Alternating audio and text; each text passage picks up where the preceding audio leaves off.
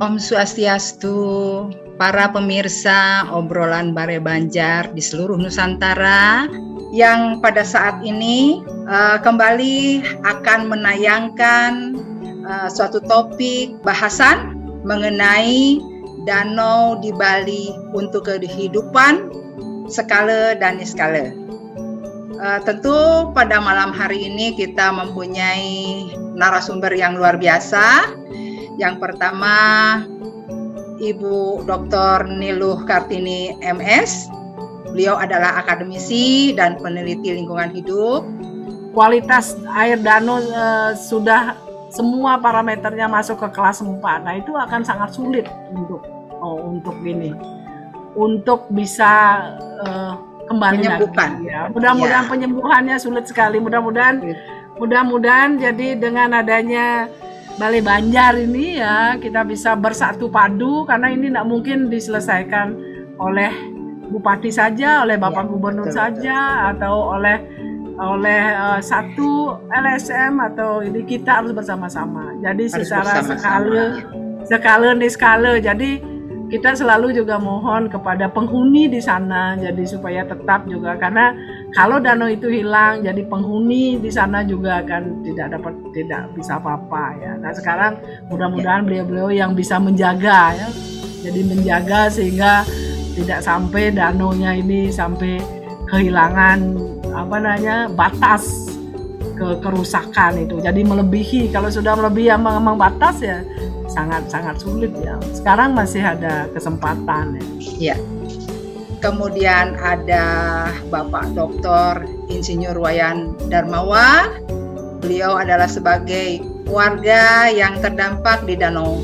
Kita berharaplah ke depan mungkin harus ada ya, apalagi sebagai yang sampaikan Bu Dr. Niluh Kartini, Danau Batur sebagai salah satu danau prioritas memang harus dirancang desain yang lebih sesuai dengan kondisi, mengingat sekali lagi Danau Batur sekarang, terutama kawasan Danau Batur sebagai salah satu bagian dari geopark ya yang sudah ditetapkan UNESCO, dan termasuk salah satu pariwisata yang sangat menjanjikan lah bagi peningkatan ekonomi masyarakat sekitar dan Bali secara umum. Ya. Dan mungkin dengan kemitraan yang ada mudah-mudahan akan bisa optimal. Satu lagi narasumber kita pada malam hari ini yaitu Bapak Insinyur Nyoman Merta MI.Com. Beliau adalah jurnalis dan pemerhati lingkungan hidup. Setelah kita mengetahui tentang semua kerusakan danau ini, kita memerlukan sosialisasi ke masyarakat supaya masyarakat juga ikut serta care, perhatian, dan juga kita bisa memberikan informasi kepada pemerintah juga, kepada pencinta lingkungan dan sebagainya. Tentu peranan ini yang bisa memfasilitasi atau membantu adalah dari media media cetak, media online dan sebagainya. Dan saat ini kita ada kedatangan Bapak Insinyur Nyoman Merta IM.Com. Beliau adalah jurnalis dan pemerhati lingkungan hidup. Kita langsung saja ke Pak Nyoman Merta. Apa yang Bu Oyan, kita ingin dengar dari Pak Nyoman Merta nih. Ya, betul. Karena ini media sosial, media online, cetak, itu sangat perlu sekali untuk sosialisasi tentang ini. Silakan Pak Nyoman Merta. Om Swastiastu, para semeton, teman-teman di obrolan Bali Banjar ya. Untuk pertama kali saya hadir di dalam obrolan ini. Ya tentu menarik apa yang disampaikan oleh pakar lingkungan, Bu Kartini, kemudian Pak Dr. Insinyur Wayan Darmawan yang asalnya dari Indramayu ya, mengungkap fakta-fakta, kemudian Pak Niluh mengungkap hasil riset dari tahun ke tahun. Saya kira ini menarik sekali ya. Dan yang terus terang sebagai praktisi media ikut juga prihatin ya, prihatin terhadap kondisi danau. Kalau kita lihat dari tahun ke tahun ya, dari kecil kita mengamati, lalu sekarang perubahannya luar biasa, sudah jauh sangat berubah. Itu yang hanya mohon izin kepada Sembeton, teman-teman, kita akan melihat kondisi kerusakan danau ini dari perspektif media ya, dari perspektif media. Kalau kita mau memahami fungsi dari pers atau media itu, dia sangat besar peranannya ketika berhadapan dengan situasi dan kondisi ada di masyarakat, termasuk situasi dan kondisi yang menimpa danau kita ya, danau di Bali. Nah, saya mau sharing sedikit fungsi pers ya. Kalau kita lihat di Perpres 60 tahun 2021 itu, pasal 1 ayat 11 itu, media massa atau pers itu adalah bagian dari stakeholder yang ikut memiliki tanggung jawab ya, untuk penyelamatan danau ya. Ya, selain masyarakat, pemerintah, kemudian LSM, aktivis lingkungan. Ini media mempunyai tanggung jawab ya, karena dia adalah salah satu stakeholder atau pemangku kepentingan. Ya. Kalau kita lihat dari sisi fungsi dan peran media itu, ya seperti kita ketahui, media yang paling penting adalah fungsi dan peran untuk memberikan pendidikan, literasi pada masyarakat. Ya, bagaimana media ini mampu mencerdaskan, memberikan informasi pada masyarakat tentang fakta-fakta yang khusus dalam hal ini kita membahas kerusakan danau ya. Kemudian media juga mempunyai peran sebagai kontrol ya terhadap kebijakan pemerintah, kontrol terhadap aktivitas masyarakat, dan juga fungsi advokasi, melakukan pembelaan ketika ada masyarakat yang tertindas. Ya, disinilah peran pers untuk melakukan advokasi. Selain juga fungsi lain, ya, dia juga sebagai lembaga ekonomi yang harus hidup. Ini juga perlu disadari oleh masyarakat. Bagaimanapun, media itu juga, awak media membutuhkan sumber pendapatan. Namun juga tidak bisa melalaikan atau mengabaikan tugas pokok dan fungsi ya, sebagai lembaga edukasi, advokasi, controlling, informasi, literasi, dan sebagainya. Nah, terkait dengan keberadaan dan fakta kerusakan danau ya, saya izin ini mau share screen sedikit kali, bisa nggak ya? Nah, niki yang tadi Tiang jelaskan, informasi, pendidikan, hiburan, kontrol sosial.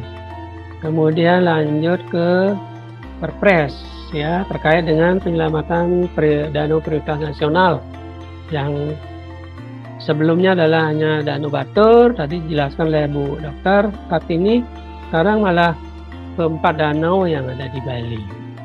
Nah, di sini posisi media ya, salah satu pemangku kepentingan yang juga bertanggung jawab terhadap fakta-fakta ya, untuk memberikan informasi pada masyarakat sehingga terbentuk kesadaran di masyarakat, lalu bagaimana pemerintah bisa segera melakukan aksi dengan budget yang sudah dianggarkan. Seperti tadi sudah dijelaskan, banyak sekali sebenarnya lembaga yang sudah menangani, kemudian dia berbuat apa, sudah jelas itu. Tinggal sekarang aksinya kita lihat. Nah, media mempunyai peranan di sini, bagaimana mengawal aksi ini. Kalau dia belum bergerak, kenapa belum? Di mana masalahnya? Itu. Nah, kalau kita lihat Undang-Undang 40 1999 itu ada ketentuan pidana bagi siapapun, ya, pasal 18 itu yang melawan hukum dengan sengaja melakukan tindakan yang berakibat menghambat atau menghalangi pelaksanaan ketentuan pasal 4 ayat 2 yang terkait dengan kegiatan tugas pokok dan fungsi, ya, voksi media. Dia dapat dipidana yang penjara 2 tahun atau denda paling banyak 500 juta. Ini berat ini sanksinya kalau ada yang menghalang-halangi, ya, kemudian menyembunyikan fakta, ya, tidak memberikan data. Ini kita mempunyai senjata ini, pasal 18 ini. Jadi jangan coba-coba ada oknum pejabat, ya, atau penguasa yang menghalang-halangi. Ini kita punya senjata pasal 18 dan ini bisa dipakai ini untuk menjerat siapapun yang menghalang-halangi tugas pers. Kemudian ini faktanya tadi sudah dijelaskan panjang lebar oleh Bu Kartini. Sesuai Perpres kalau kita lihat ini banyak sekali. Kalau kita lihat pelanggaran tata ruang tadi disebutkan oleh Pak Darmawan, kemudian kualitas air, eceng-gondok, sedimentasi, penurunan keanekaragaman hayati, pemanfaatan air yang belum tertata dengan baik, pelanggaran sempadan, degradasi fungsi daerah aliran sungai, nah karena dimasuk DAS, ya, kerusakan lahan di daerah tangkapan air akibat pertambangan batuan, ya, dan juga perambahan hutan. Nah ini juga terjadi, ya, hutan di sekitar gunung itu yang menopang danau. Kemudian sampah belum lah. Nah yang 12 itu yang saya ingin tegaskan, di situ kita lihat belum ada kelembagaan yang menyatukan kepedulian pemangku kepentingan. Yang menyatukan maksudnya, tadi kan sudah ada lembaga-lembaga ini tugasnya ini, lembaga A tugasnya ini, sudah ada. Tapi kini yang mengkoordinasikan, ya, Perpres ini harusnya bisa segera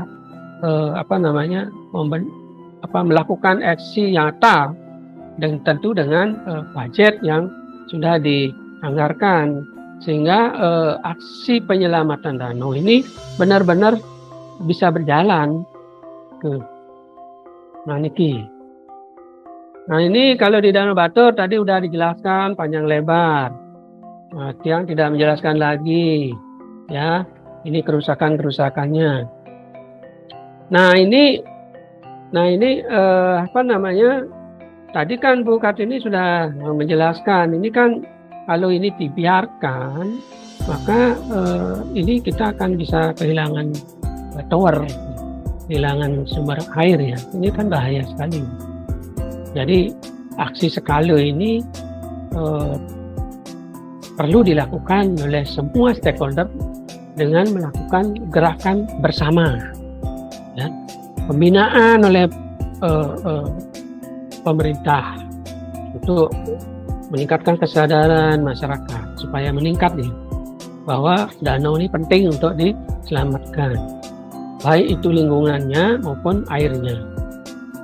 Karena kerusakannya airnya sudah kualitas 4. Ini kan sudah, kalau penyakit stadium 4 ini udah kronis ini. Jadi nggak bisa dianggap enteng. Ini sekarang media juga bisa mendorong pemerintah untuk meningkatkan bagaimana kinerja pemerintah ini supaya meningkat, kan itu. Media ini salah satu fungsi. Kalau media terus membiarkan pejabatnya diam, ya, tidak bergerak, padahal dia sudah dianggarkan, sudah ada dananya, ya ini media punya tanggung jawab itu untuk menjewer, karena dalam kutip itu mengontrol, mengingatkan.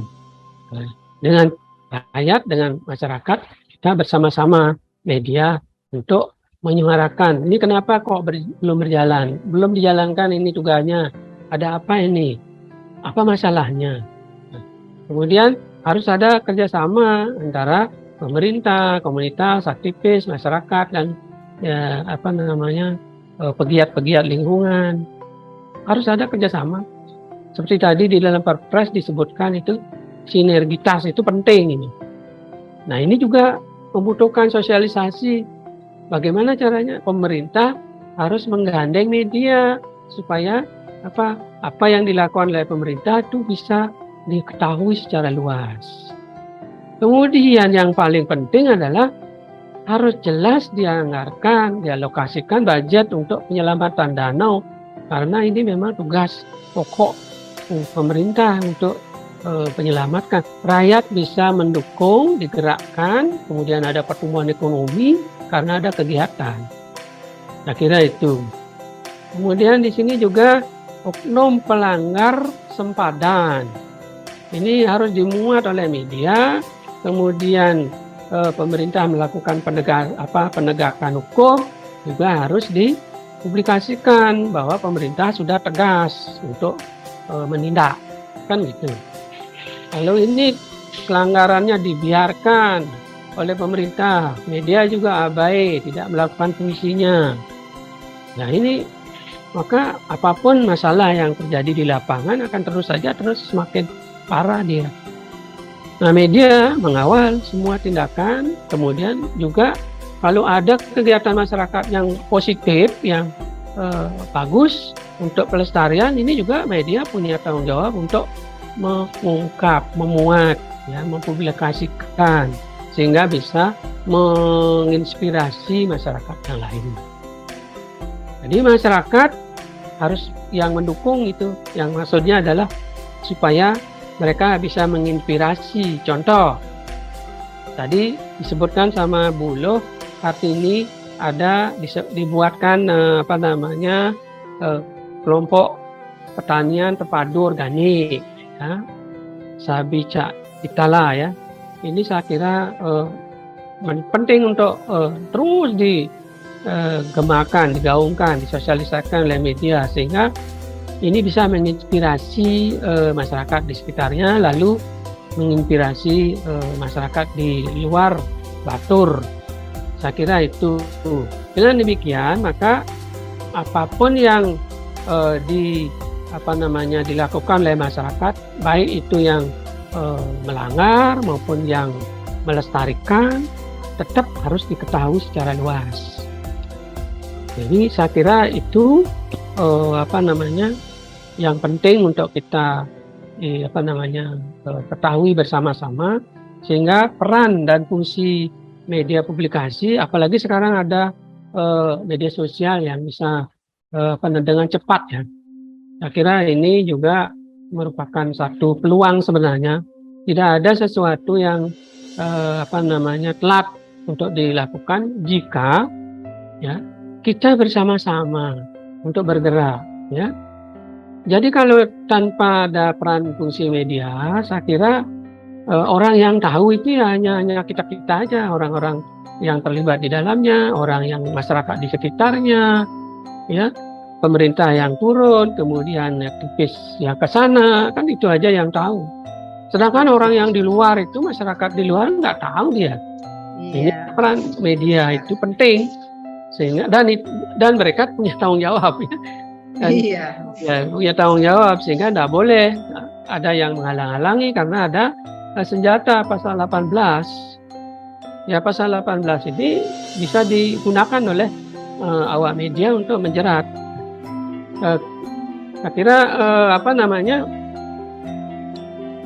peran fungsi dan sebagainya, tugas media, kemudian di sini ada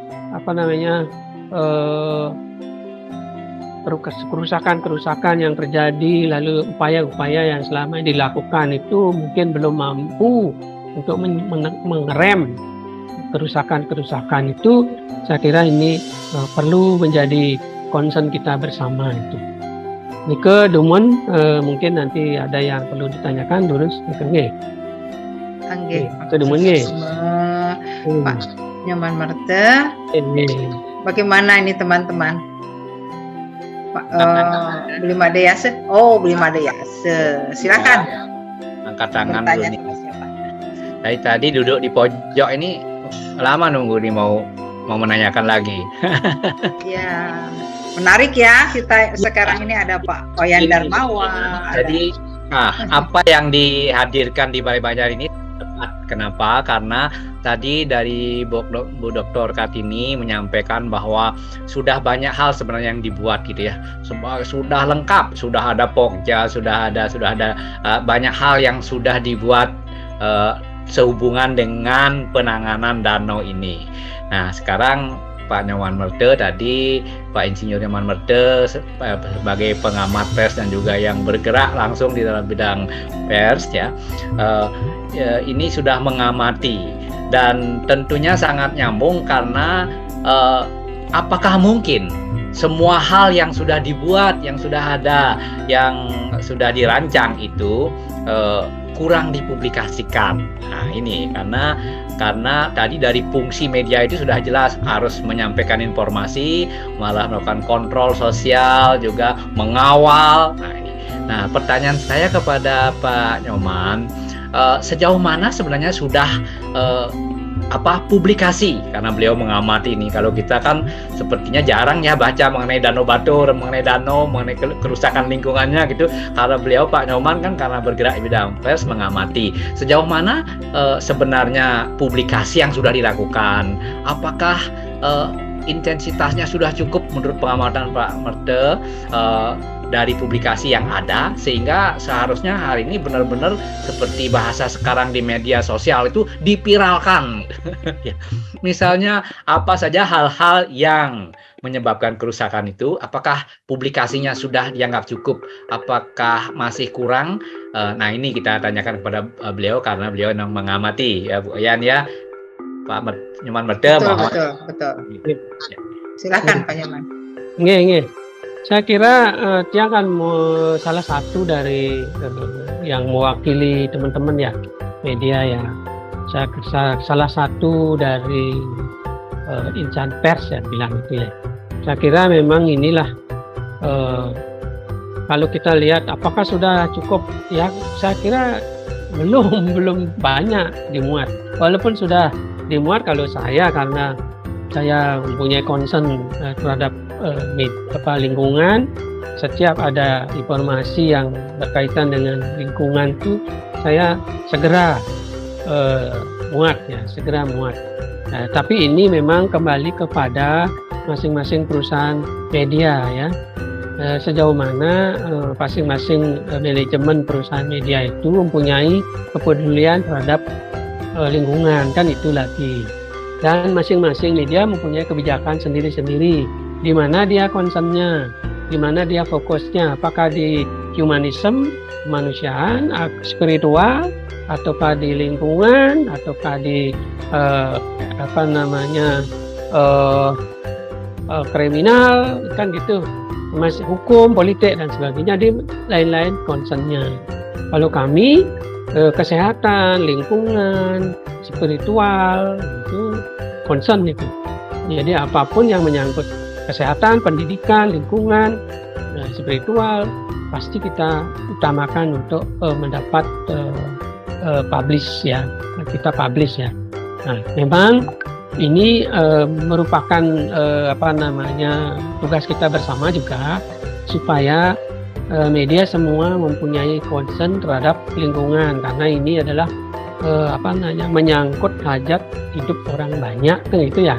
Tadi apalagi danau ini kan sumber amerta, sumber kehidupan. Nah, ini kurang, sehingga perlu kita bersama-sama lah. Ya, saya mengajak teman-teman, makanya saya sempat ingatkan kepada teman-teman, kalau kan kita juga manusia punya keterbatasan, kadang luput dari pengetahuan kita. Ternyata ada di sana ada kegiatan, wah kita nggak tahu, nggak sempat mungkin dikasih tahu, lalu kita tidak ikut memuat. Nah makanya saya menitip pesan kepada teman-teman aktivis pegiat lingkungan, LSM, ayo kalau mempunyai kegiatan tolong informasikan ke kita, ke kami, sehingga walaupun misalnya kita tidak sempat ke sana atau karena satu dan lain hal tidak ikut ke lapangan, yang penting ada naskahnya, lalu ada fotonya, kita pasti akan tambah lagi dengan wawancara untuk melengkapi data, sehingga kita walaupun tidak ada di lapangan, kita tetap bisa mendapat bahan, baik itu naskahnya atau rilisnya atau fotonya, kita bisa muat. Nah, kalau kita merasa kurang, kita akan hubungi kontak personnya, gimana nih, apa yang kurang, kita bisa tanyakan. Nah, terutama sumber-sumber informasi itu ya pejabat, ya aktivis, masyarakat sekitar, kemudian orang yang pakar, kemudian dilengkapi dengan peraturan perundangan. Kita orang media ini harus semua tahu ini, dari sisi peraturannya harus tahu, dari sisi perkembangan penelitiannya harus tahu, kegiatannya di lapangan harus tahu, kemudian informasi di lapangan bagaimana, terus apa kendalanya. Suksema, terima kasih banyak Pak Nyoman. Jadi poinnya Bu Ayan sudah kita dapat untuk di Kerama Banjar ini. Tadi ada yang disampaikan oleh Pak Nyoman Merte masih kurang. Nah, ini. Semoga kita ya dengan obrolan kita di Balai Banjar bisa viral, bisa juga menyentuh ya, nyampe kepada media-media yang terutama tertarik lingkungan. Nah, itu sehingga bisa ditingkatkan, kan itu poinnya sudah dapat. Jadi masih kurang pemberitaan mengenai lingkungan ini khusus untuk Danau Batur. Nah, saya mau izin ya. Mau izin tambahan dikit. Nah, begini, kendati misalnya ada media mainstream itu koran, ada TV, ada radio, ada majalah, ini kan mainstream. Ada media online, itu kan mainstream. Nah, misalnya kurang, jadi bisa dilengkapi dengan pemberitaan link ke media sosial. Jadi media sosial bisa melengkapi, tentu dengan sumber-sumber yang sumber beritanya adalah link yang sudah dimuat. Jadi teman-teman walaupun bukan awak media bisa men-share link-link yang sudah ada di media mainstream, media online. Misalnya di-share di WA Group, di-share di Facebook, di Instagram, ya itu bisa di-share, sehingga ini juga akan membantu untuk memperluas informasi yang dimuat oleh media mainstream. Saya kira media sosial cepat sekali ikut bantu share ya Pak ya. Bagaimana Beli Nyoman? Ada yang mau ditanyakan? Bagaimana? Ada sedikit ini. Dari tadi soalnya kelihatannya itu. Jadi kan menarik ya. Jadi fungsi PES ternyata begitu sangat luas. Ya. Betul. Dan punya senjata. Nah, saya ingin tanya nih sama Pak Nyoman ya, dengan kajian sekarang menyentuh ke Danau Batur nih.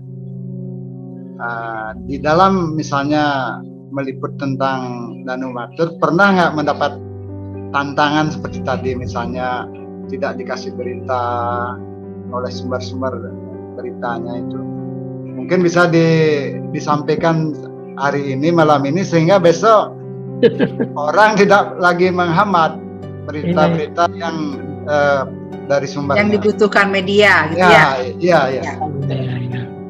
Ya, sebenarnya kalau saya secara langsung sih belum ya, tetapi teman-teman sampaikan kepada saya, wah ini kok susah sekali ya, kalau kita mau minta data ya, susah ya, ini ada apa ini kan gitu. Kita selidiki, kemudian ke lapangan, Oh ternyata ada oknum, saya udah bilang namanya ya, oknum nih yang bermain nih. Susah ini, kalau udah ini kan susah dia.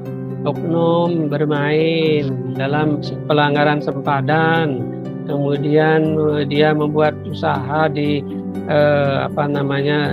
melanggar sempadan danau misalnya, seperti itu kan.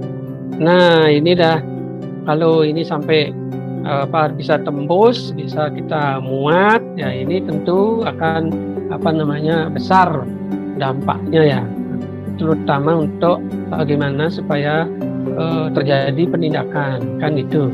Karena terus terang aja tidak seperti apa yang kita bayangkan ya, ternyata di lapangan itu masalahnya berat itu.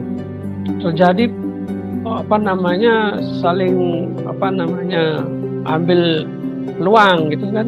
Kalau kita lihat tadi apa yang disampaikan oleh Bu Kartini ya, saya membayangkan tadi penguasa dengan pengusaha ini beda tipis ini. Bahkan kalau dia orang berbeda, dia berselingkuh kan gitu. Kalau istilahnya orang media itu perselingkuhan. Nah, apalagi penguasa yang juga pengusaha, ini kan berat ini kasusnya.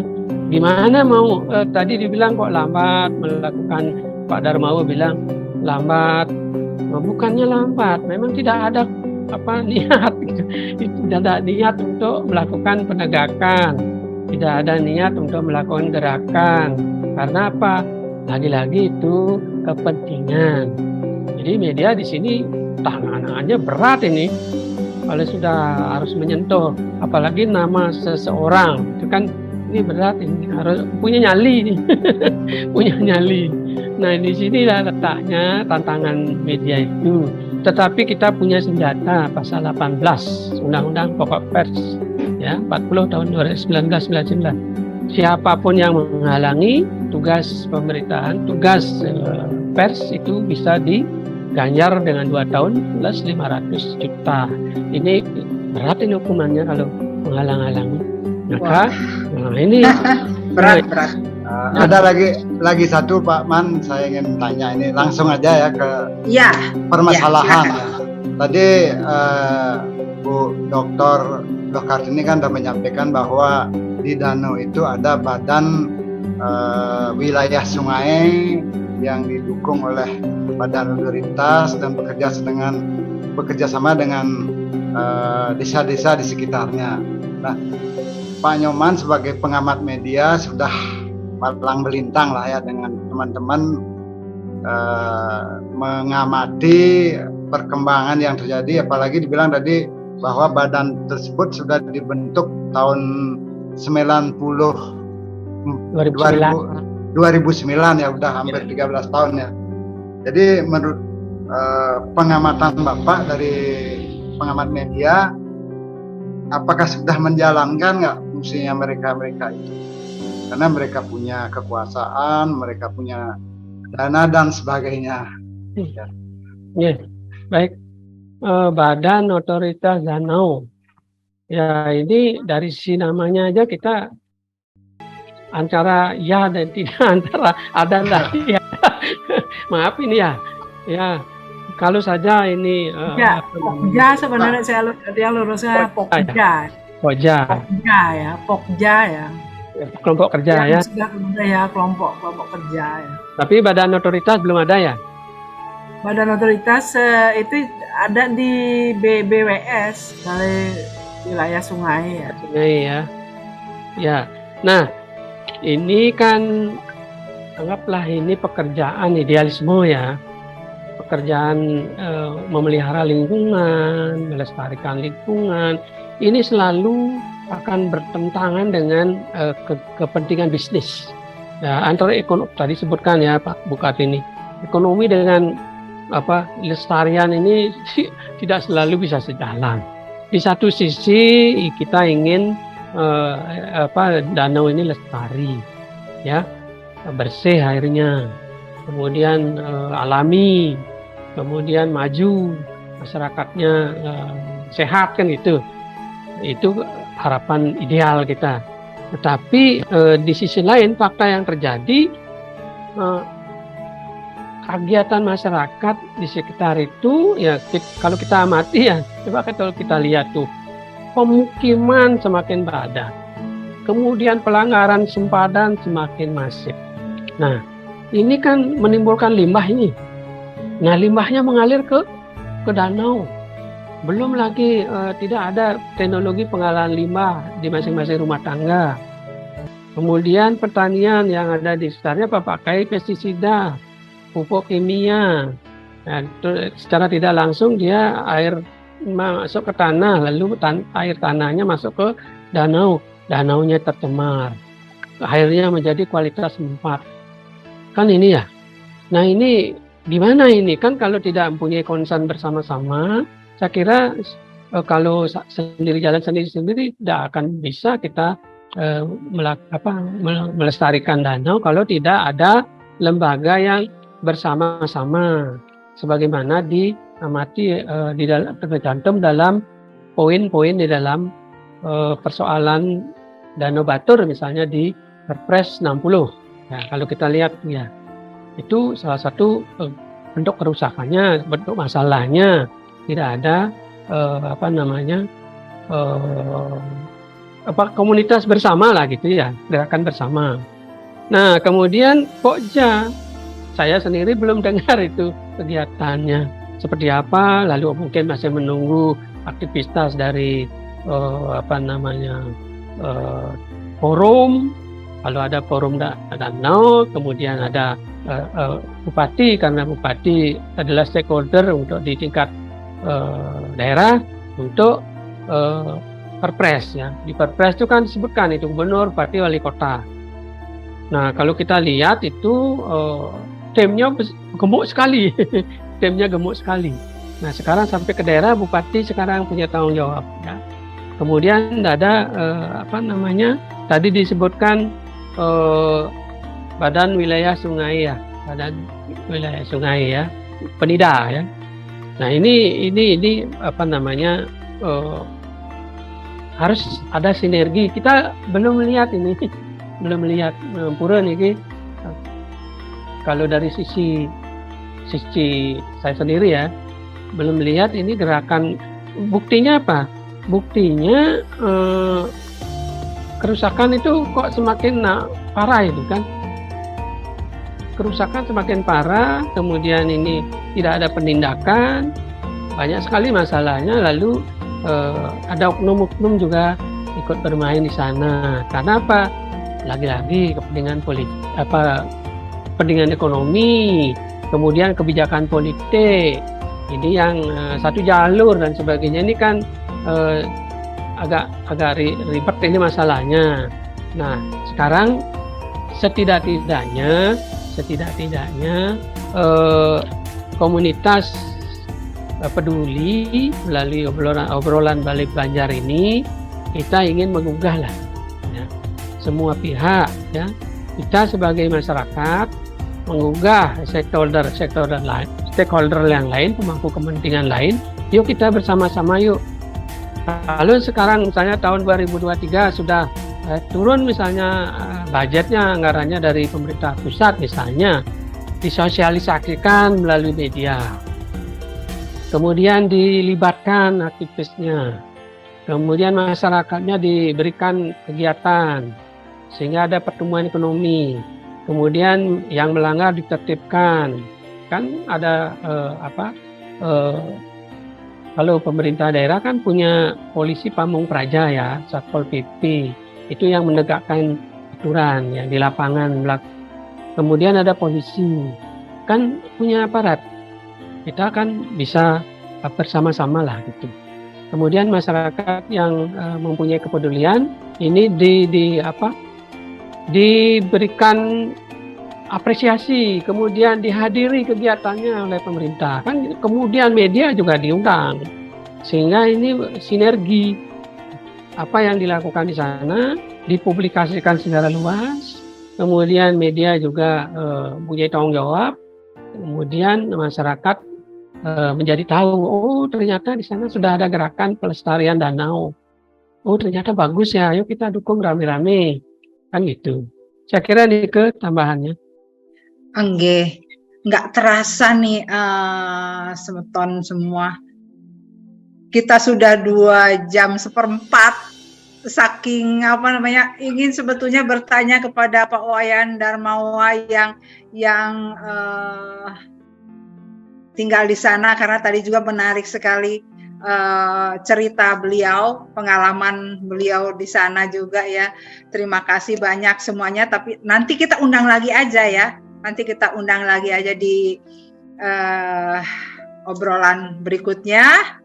Mudah-mudahan dengan obrolan kita malam hari ini, pemerintah juga akan mendengar dan nanti akan membuat kebijakan untuk bisa membantu bagaimana kelestarian danau ini supaya jangan hilang, kemudian sumber air yang ada di danau-danau ini bisa ditingkatkan dari kelas 4 menjadi kelas 1. Kan hal yang tidak mustahil sebetulnya. Obrolannya hari ini bisa mudah-mudahan ini semua bisa bermanfaat untuk kita semua. Tentu hal ini akan berproses, semoga nanti ke depan dari obrolan yang sepertinya singkat ini membawa dampak positif untuk kehidupan danau di Bali agar lestari. Baik, terima kasih semuanya pada pemirsa obrolan Balai Banjar seluruh Nusantara dimanapun Anda berada.